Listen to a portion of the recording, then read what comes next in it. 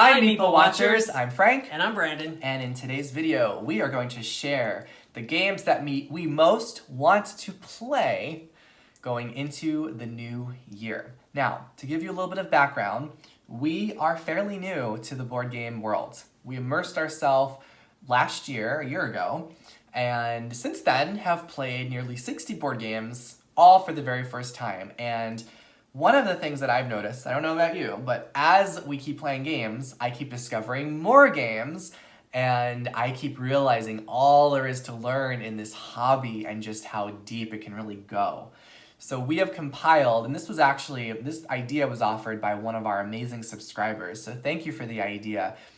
We are going to share with you the games that are most really drawing us right now, and that we hope to get onto the table within the next year. So why don't you start? All right, so my number 5 is Catan. Oh my gosh! Yes, that was made in 1995. Everyone keeps telling us Catan is good. It's everywhere we go, everywhere we see, but you have to have 3 or more people. And when you're stuck in because of the pandemic, yeah.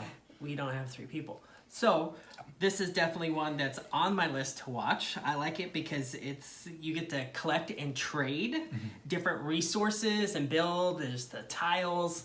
It kind of reminds me a little bit of Carcassonne mixed with maybe Feast of Odin. I don't know, because I've never played before, so I can't give you too much. Yeah. But it looks really fun because of those things. Yeah, it's become a modern classic. It is one of the most known games today. It's really everywhere. I mean, everywhere we go, we see Catan, whatever it is. Yeah. And a lot of people are shocked to hear that we haven't played this game yet.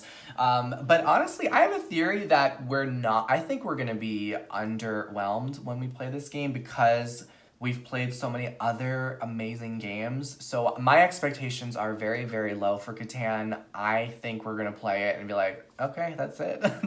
So I'm keeping my expectations low. I will happily be surprised, though. I would be wonderful.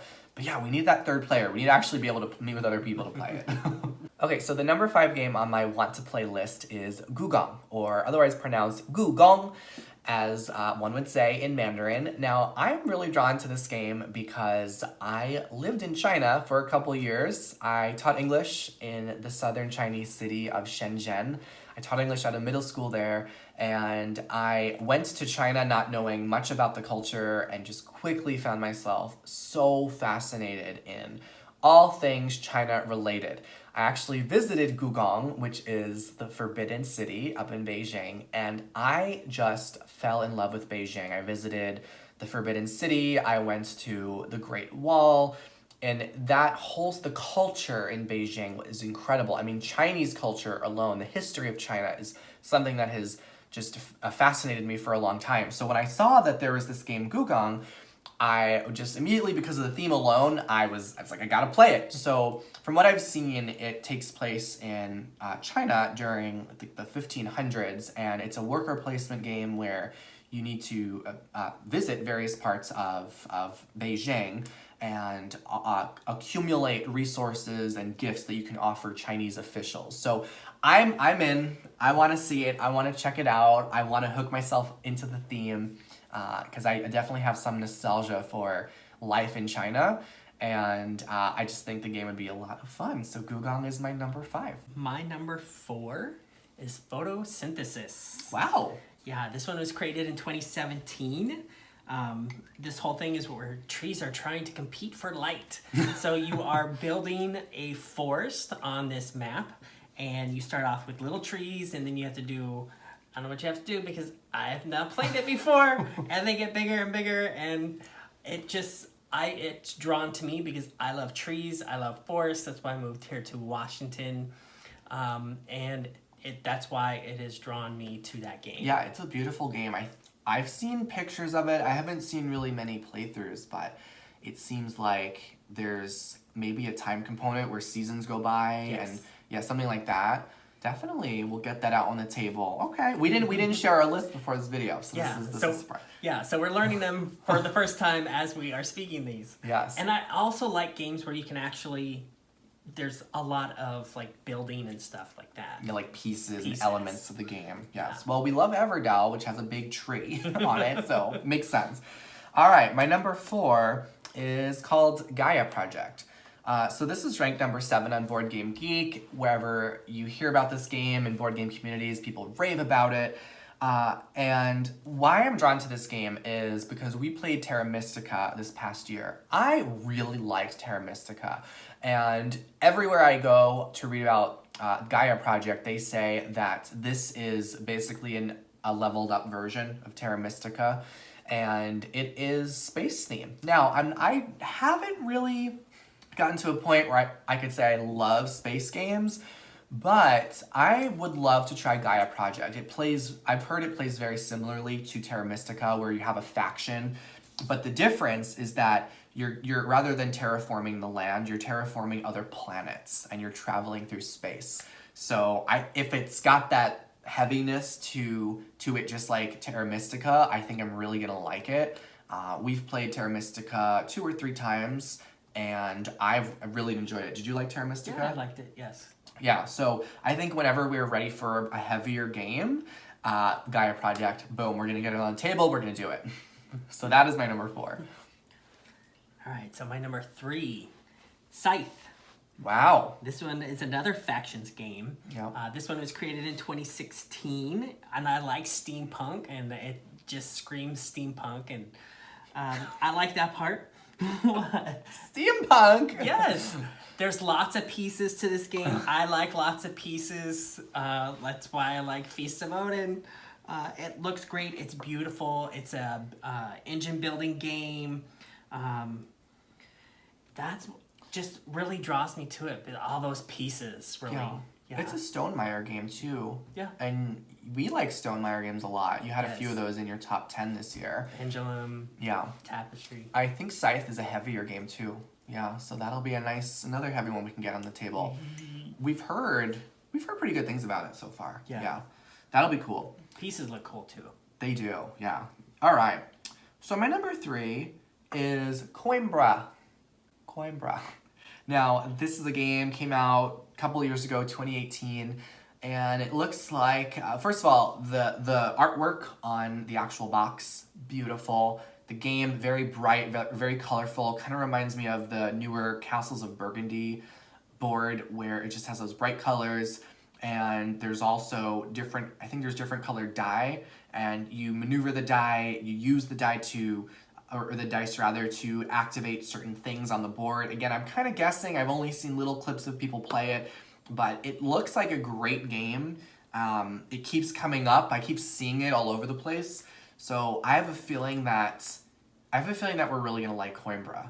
Coimbra is it's a city in Portugal, so the theme looks really cool, and it's a game that I've had my eye on for a while. It's gonna come. It'll be here soon. I haven't even heard of that game. It looks great. It's one of those games where when you see the cover, you're gonna say, "Ooh, that looks really nice." Yeah.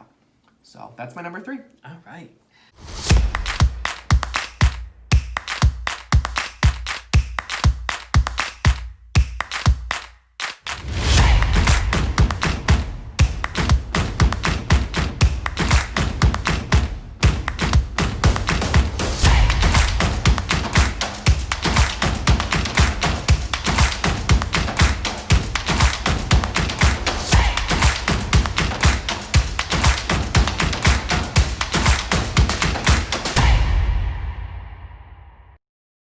So my number 2, Rajas of the Ganges. Okay. And this is a game we actually bought. We just haven't played it yet. Yes. I'm so excited to play it. Got it for Brandon's birthday a few weeks ago. Yes.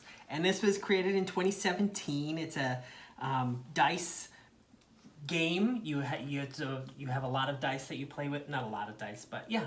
And you are sitting there. You are trying to create monuments. You're trying to do, there's different things that you get to do. There's 4 different things, and you have to be able to do all of them. There's like a fame. You could try to get fame, or you can try to get wealth. Yeah. And I think from what I've actually watched full playthroughs of this, And by the way, this is my number 2 also. So that's easy. It's both of our number 2. I thought it was going to be your number 1. And you're trying to basically, when you get your fame up and when you get your wealth track up, once those converge, then I think it begins end of game scoring. I mean, we're trying to guess what these games are. Yeah. It's beautiful. It's the beautiful. colors, the artwork. Yeah. I just love lots of pieces. There's an elephant starting player token. So once we saw the elephant, we were sold. We love elephants. We both love elephants. My favorite animal. Yeah, mine too. Okay. And there's like, it's not just a dice game, but there's also tiles. It has a little player mat where it's almost like a baby Carcassonne, where you can put your tile out and you can activate certain powers. Oh yeah, that little tiny Player mat. Yeah. Yeah, so it kind of combines. When I've seen playthroughs, I feel like it combines games that we love. I mean, the dice reminds me of Castles of Burgundy with the dice, and then there's just the traditional worker placement style, which we love in general, and then like that little Carcassonne-esque map. So it incorporates everything we pretty much love. How it's all going to be together, I'm interested to see. So that's my number 2. All right. So we both had the same number 2. We did. So what's your number 1? My number 1 is Dwellings of Eldervale. Oh, you don't stop talking about this one. I see. It's just, it came out this year. It was a Kickstarter game, and it's out there. I like it. It's a worker placement, an engine building game. It looks beautiful. There's a lot of pieces, once again, which I just love when there's lots of pieces. The pieces are beautifully done. Yeah. There's just so much that went into this game because I kind of followed Kickstarter. I just learned about Kickstarter, so I'm getting in trouble. I don't want to get in trouble, so I'll just Watch leave it those there. Kickstarters. Yeah, no, it makes sense. It does look really cool. Brandon introduced me to this one, and it looks like an epic game. Where do we find it? We're trying to figure out. So I don't know if it's just not fully released yet for mainstream. Was it just Kickstarter release, I guess? Yeah, Okay. Anybody who paid for it on Kickstarter is getting it now. There are some businesses, the locally owned businesses, they have some if they bought some. Okay. There's none really at the stores unless they bought them. All right. And you can no longer buy them on Kickstarter. Interesting. You've clearly been following Dwellings of Eldervale. Nice. And it sounds like Everdale, so I mean, I already like that. We love Everdale. All right, my number 1 is Caverna, the Cave Farmers. So I love this game already. I already love it. I feel like I don't even need to play it. I love it. I liked Agricola a lot. Brandon did not like Agricola.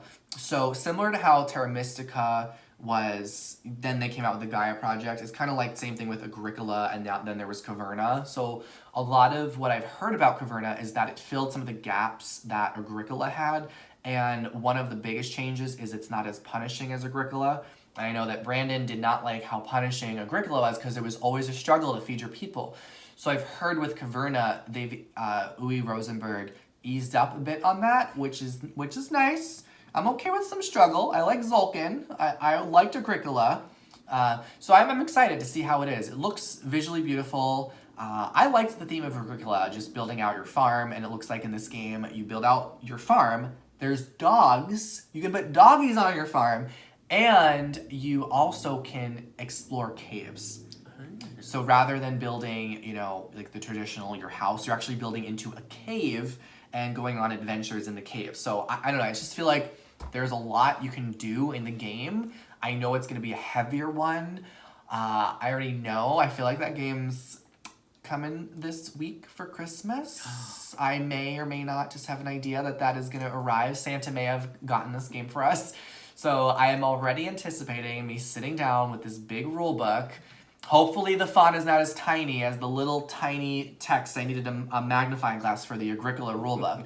But that is the game I am most excited to play. And I think Brandon's also. I think you're going to like it more than Agricola. I hope. I hope so too. So that's my number 1. So those are our top want to play games. Now this was really difficult.